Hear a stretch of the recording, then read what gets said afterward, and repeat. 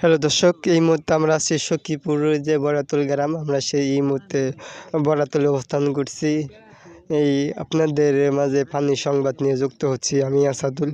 আমাদের এই বড়াতলের স্থানীয় যারা তারা আমাদেরকে জানিয়েছে প্রত্যেকদিন যে 5-6 আঙ্গুল করে পানি বাড়তেছে, সেটাই জানাইছে। আর যেদিনকে বৃষ্টি হয় তাতে আধা হাত করে পানি বাড়ে, সেটা আমাদেরকে জানিয়েছে বড়াতলের স্থানীয় লোক যারা তারা আমাদেরকে জানিয়েছে।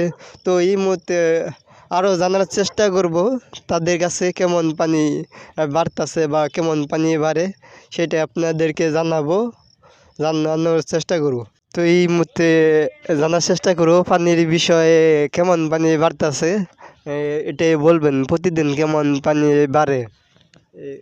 পানি তো আসলে তুলনামূলক আগের চেয়ে একটু কম কম বাড়তেছে। মাঝখানে যেভাবে বাড়ছে পানিটা এখন একটু কম কম বাড়া। আর বৃষ্টিটা হইলে পারা মোটামুটি যেভাবে পানি এখানে আসতেছে, যদি বৃষ্টিটা হইতো হইলে পারা মোটামুটি আমাদের এই নহিল বিলটা দেখতে বড় সুন্দর দেখা যেত, ঠিক আছে। কিন্তু পানিটা একটু এখনকার বাড়া একটু কম। সামান্য কিছু কিছু বাড়তেছে, ইঞ্চি ভাবে এইভাবে বাড়ে, 1 ইঞ্চি 2 ইঞ্চির মতন বাড়ে। মানে ব্যাপকভাবে যে বাড়ার কথা সে যেভাবে বাড়ার সেভাবে বাড়ে না আর কি। মোটামুটি একটু ভালো বাড়ছে আর কি। বৃষ্টির পানিটা একটু ভালো বাড়ছে আর কি। বৃষ্টি না হইলে এতটুকু বাড়তোই না, ঠিক আছে। বৃষ্টির কারণে একটু ভালো বাড়ছে আর কি। আমাদের এখানে পানি কম কম বাড়তেছে। তো আমাদের এখানে পানি হইলে অনেক ভালো হয়, পরিবেশটা সুন্দর দেখা যায়। আর হইলো পানির দরকার। আর আমাদের এলাকায় মানুষ দূর দূরান্ত থেকে আসে পানি দেখার জন্য। আমরা ব্যবসা কিছু লাভবান হতে পারি। কয়েকদিন আগে একটু ভালো বাড়লো, এখন খুবই কম বাড়তেছে, আগের মতো না। এই বৃষ্টিতে পানি আংশিক একটু হ্রাস পাইছে, কিন্তু পানি খুব কম। বৃষ্টি ঘুরি বৃষ্টি হচ্ছে, কিন্তু বড় ধরনের কোনো ভারী বর্ষণ দেখতে পারতাছি না। এখন ইনশাল্লাহ আল্লাহ কী করবো এটা বলা যায় না।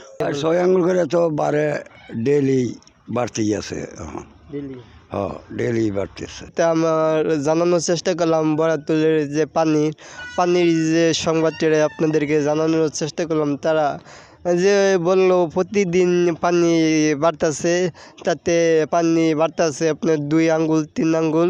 আর বৃষ্টি হলে আধা হাত করে বাড়ে, সেটা আমাদেরকে জানালো। তো এই ছিল আমাদের কাছে যে বড়াতলের যে পানির সংবাদ। অবশ্যই আমাদের নতুন নতুন সংবাদ পেতে সবাই আমাদের পাশে থাকবেন। ধন্যবাদ।